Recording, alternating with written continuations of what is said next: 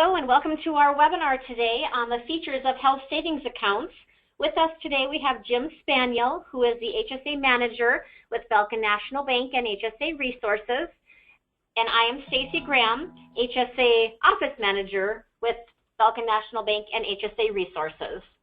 Today we're going to talk about some of the features and benefits of having a health savings account.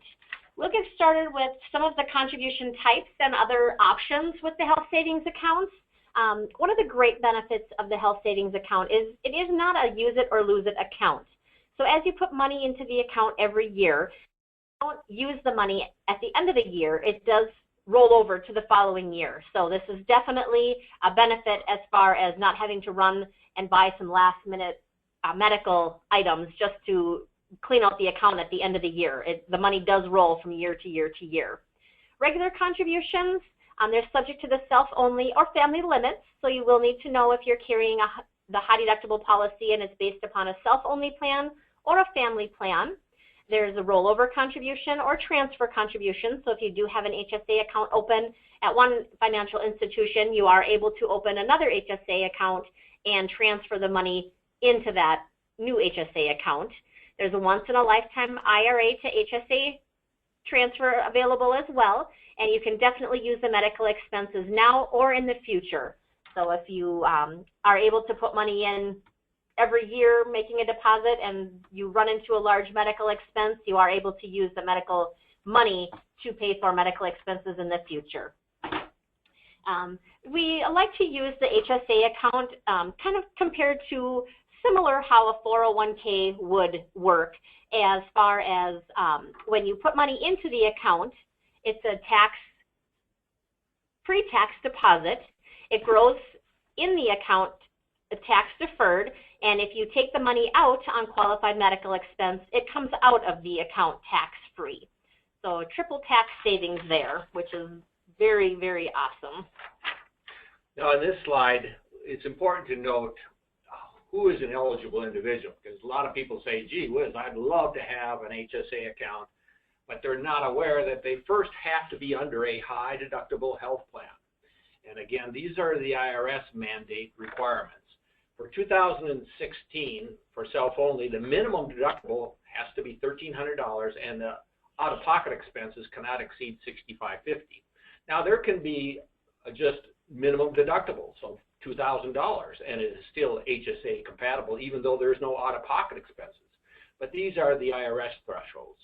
So one clever tool I've always told people is always check with the declaration page of that high deductible health plan to make sure that it says it is HSA compatible.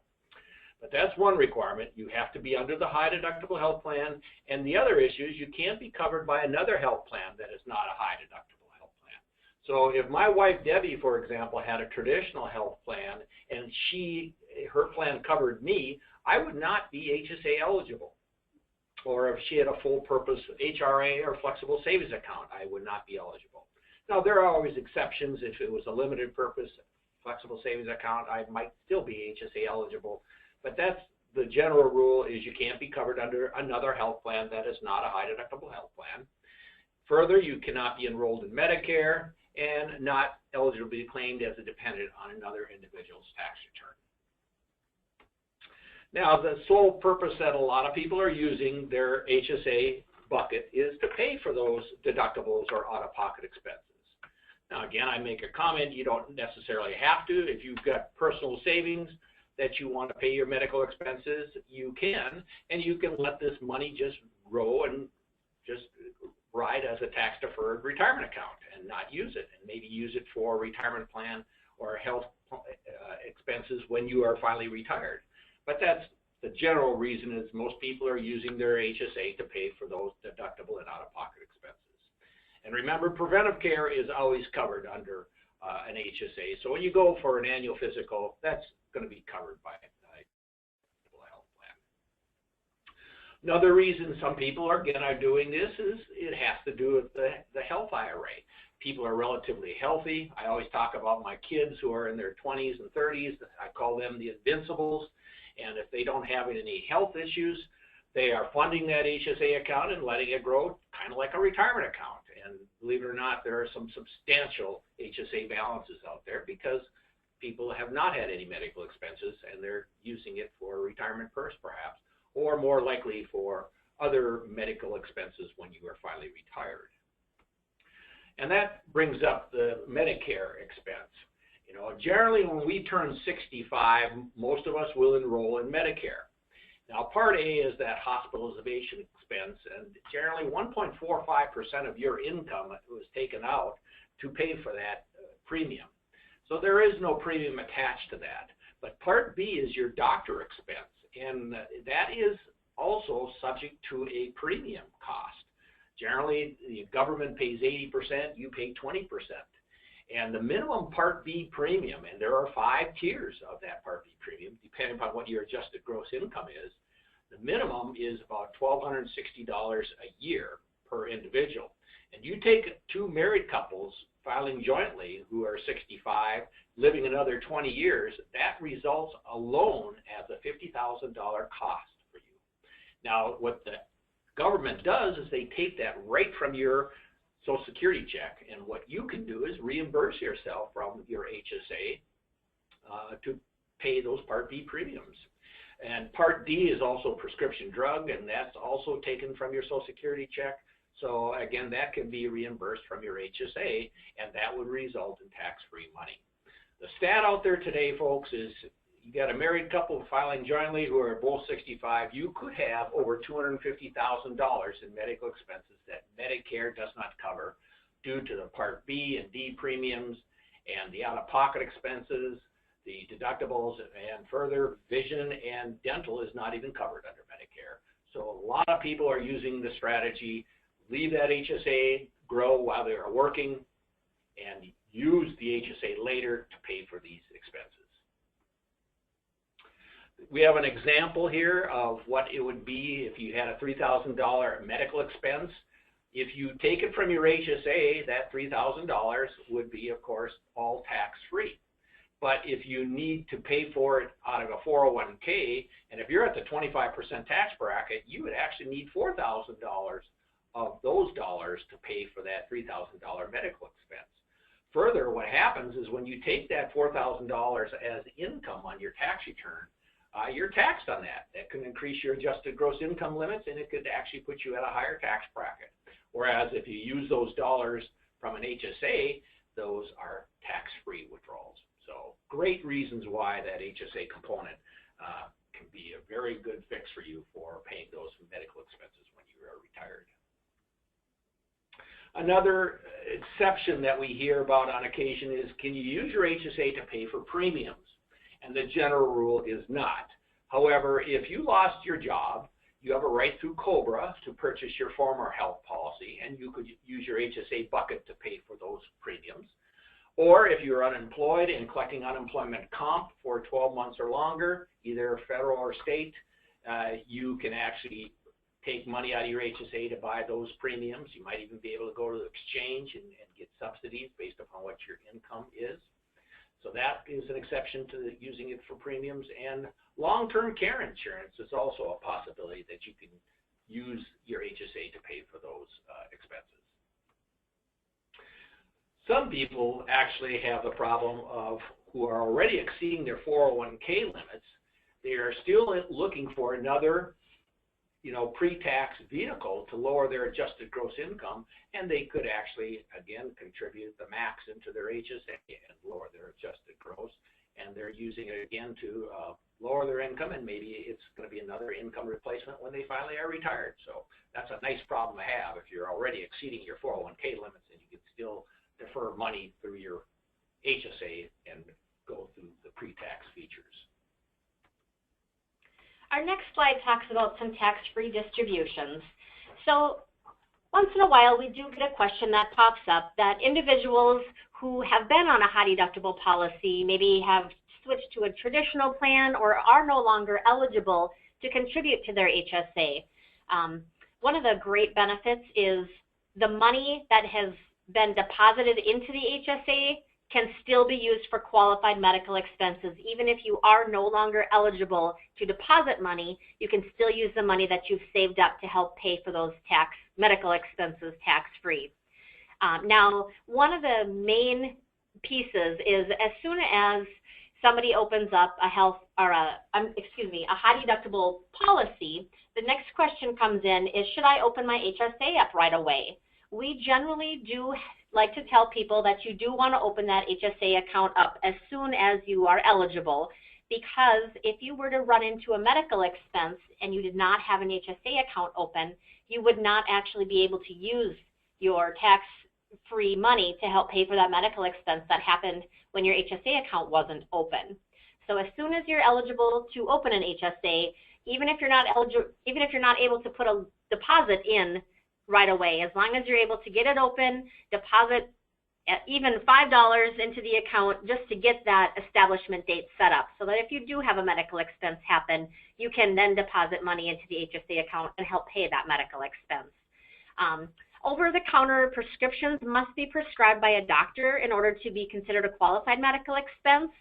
So a few years back, you could go and buy your standard medications, Tylenol, Advil, those type of things, and use your health savings account. However, the IRS has changed their guidelines, and in order to buy those things, you do need to have a doctor's note indicating that you do need, extra strength Tylenol or something on that line. So those would be considered a qualified medical expense as long as you do have a prescription that indicates that you can pick up those items.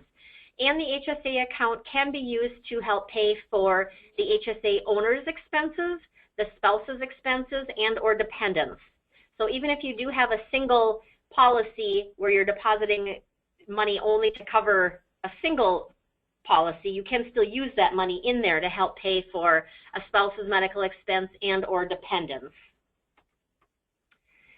The next slide just kind of talks about even if all days are not the same, saving for a rainy day now, even if later on you're not working, then your savings account will work for you to help pay your medical expenses in the future.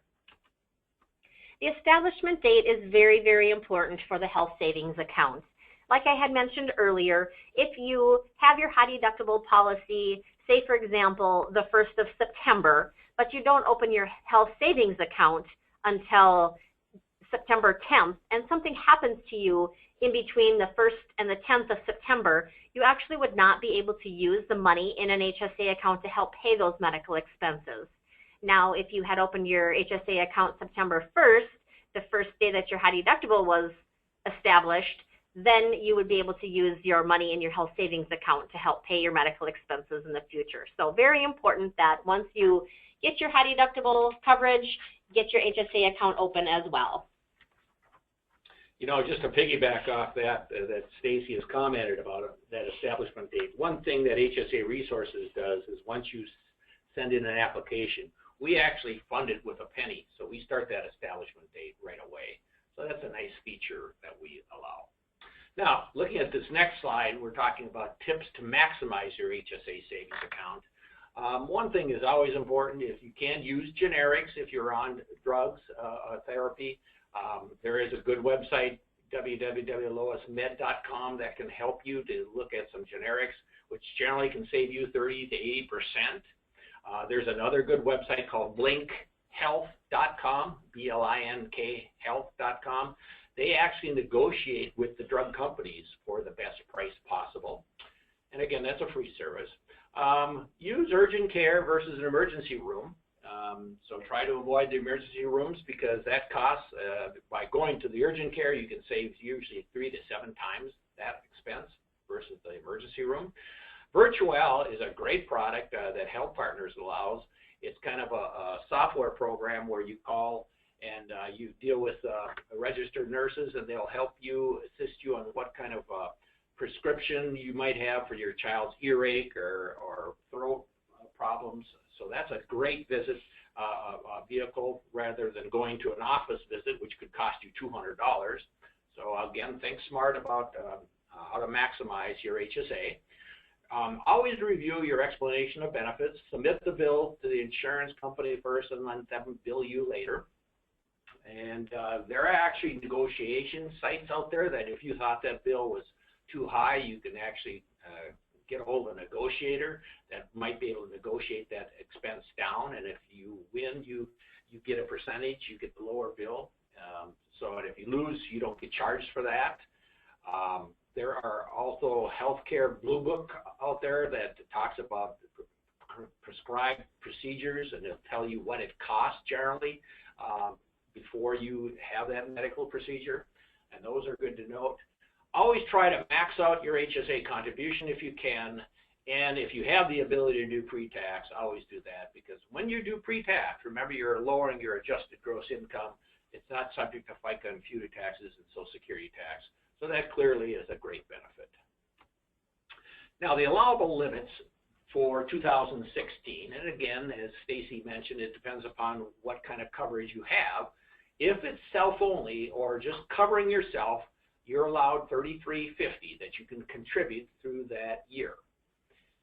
And again, married couples, they can do the $67.50, and the definition of family is yourself plus one. So that could be $67.50, and if you're 55 or older, you can do an additional $1,000. Now, a quick example I use is my wife, Debbie, who works at Coburn's part-time. She's not covered under any health plan, so she's my health plan, and we have the family version. Now, Debbie and I are both over 55, so I know I can contribute $67.50. Now, we could have split that between both of us, but to be honest, it makes much more sense for the $67.50 to do through my payroll, because I'm lowering my adjusted gross income by doing those pre-tax. In addition, I can do another $1,000 catch-up, so I could get $76.50 into my account. Now, Debbie, because she's over 55, wants to take advantage of her catch-up, she would have to open up a separate HSA account and put in that $1,000. Now, if she can't do payroll deferral, then she'll claim that as an after-tax deduction when we file our tax return at the end of the year. Regular contribution sources. I mean, there are the opportunity to move your IRA into an HSA, which is subject to the self-only or family limits. Again, if you can do pre-tax, I would always tell you try to do pre-tax first, but some people can afford to do the pre-tax, so they want to charge their HSA right away, so they take their IRA and move it into an HSA. It's not tax coming out of the IRA, goes into the HSA as a current year contribution, and then if you have medical expenses, it comes out tax-free, which is a real great feature. The contribution can be made by the HSA owner or the employer or any other individual. So if you got a rich uncle or aunt that wants to do the warm fuzzy and fund an HSA on your behalf, you certainly could do that. Remember, any contributions that your employer puts in, you cannot deduct. The employer gets that deduction. If you have the ability to do cafeteria plan deferrals, those pre-tax dollars, that's the best feature of all. Now, again, those cafeteria plans, most HR people will allow you to change those monthly deferrals every month. Again, it gives you more flexibility. So if you have a bad month, you might lower your pre-tax deferrals. If you have a good month, you can increase those pre-tax deferrals.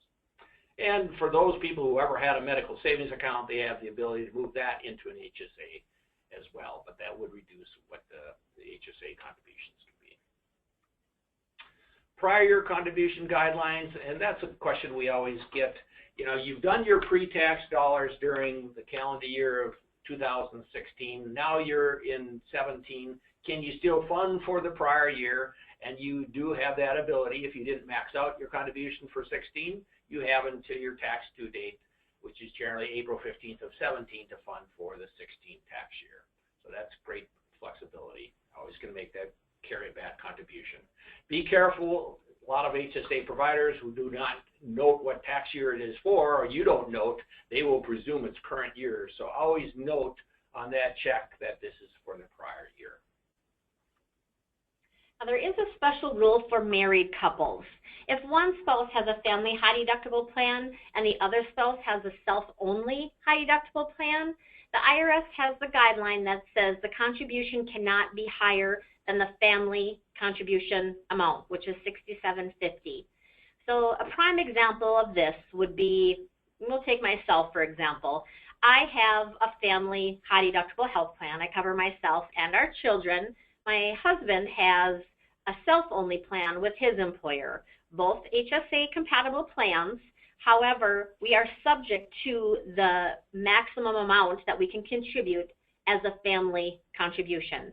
So I can put in the $67.50 into my account.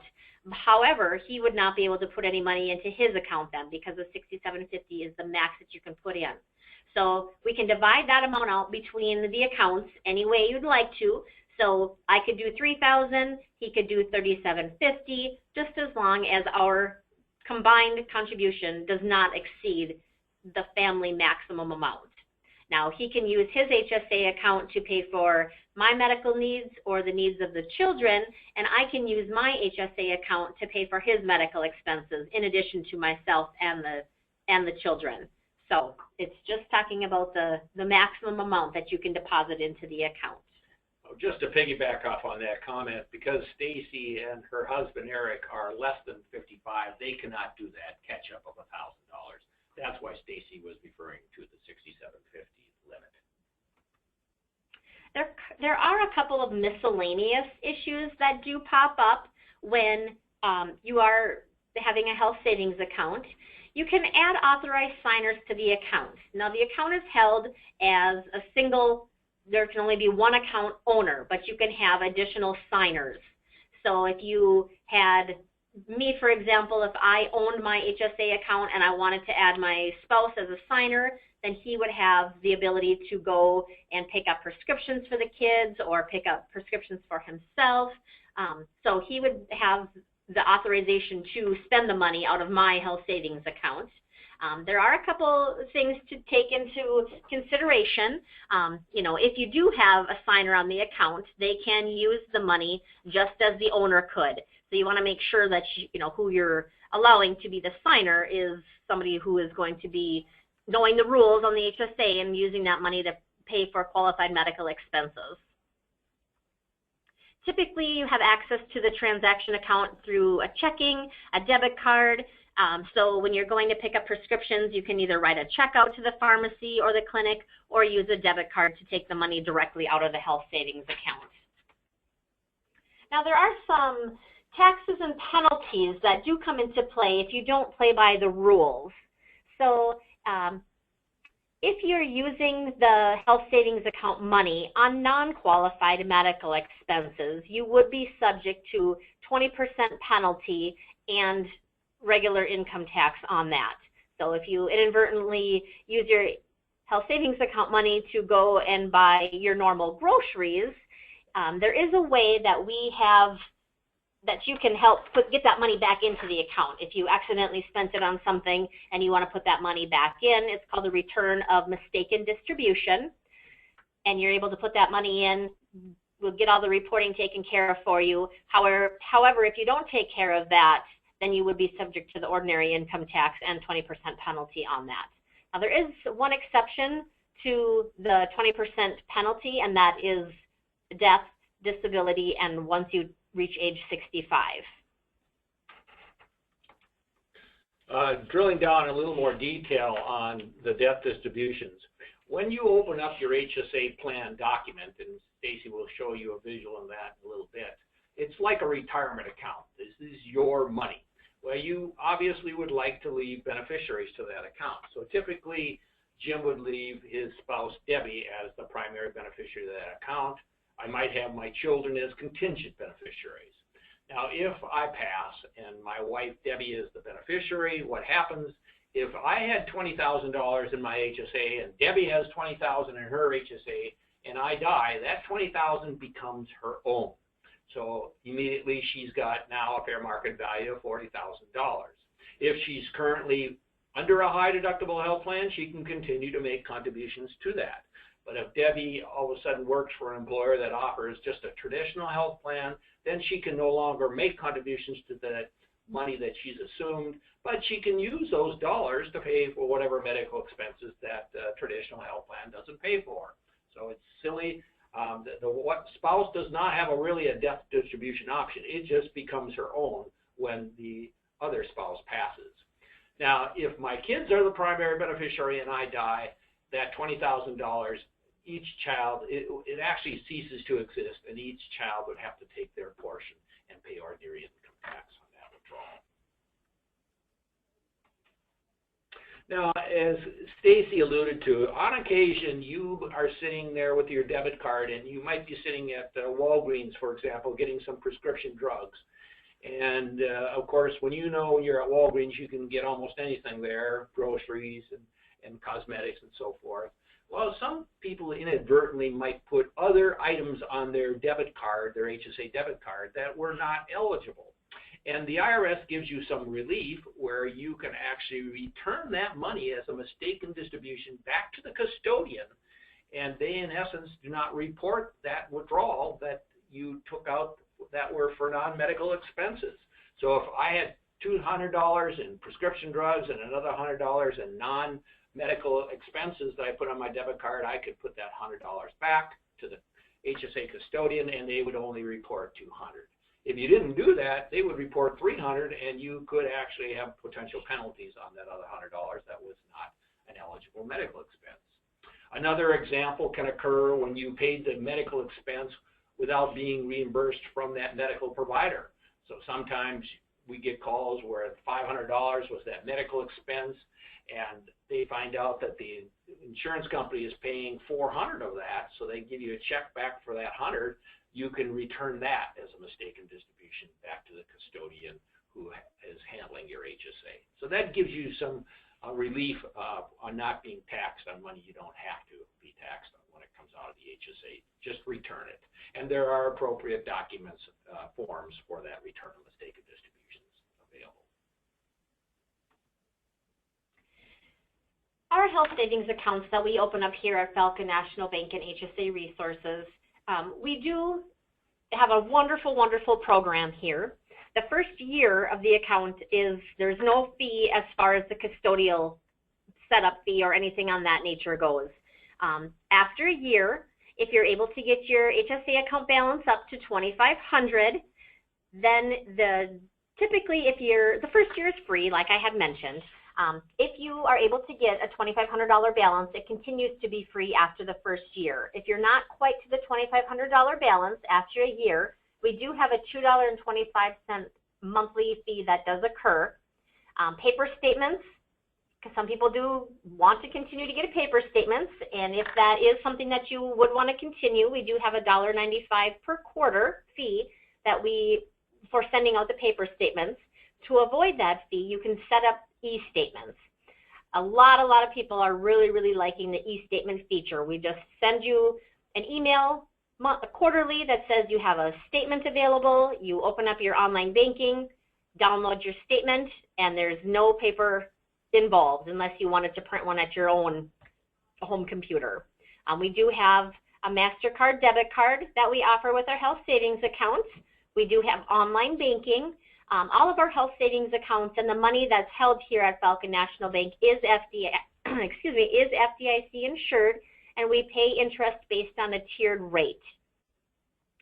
We do also have brokerage available on our accounts.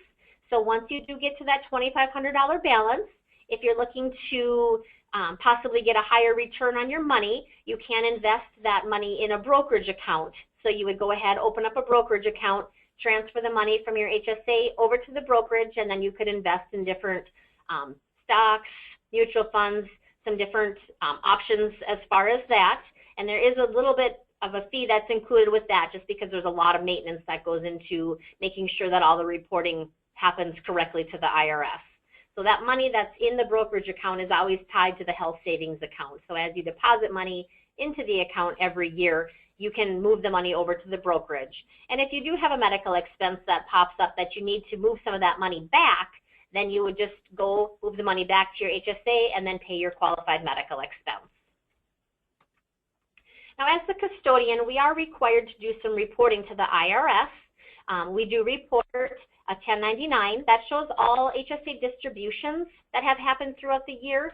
So we'll send a 1099 to the IRS, and we'll also send one to you as the customer so that you'll know. And of course, you'll want to have receipts that match that distribution, because if you were ever audited, the IRS is going to see that, you know, X amount of money was spent from the HSA, and you'll have your qualified medical receipts showing that you didn't spend that money on qualified medical expense. We do also send out a 5498 report, and that shows all contributions into the account. So that one also goes out to the IRS and to the customer.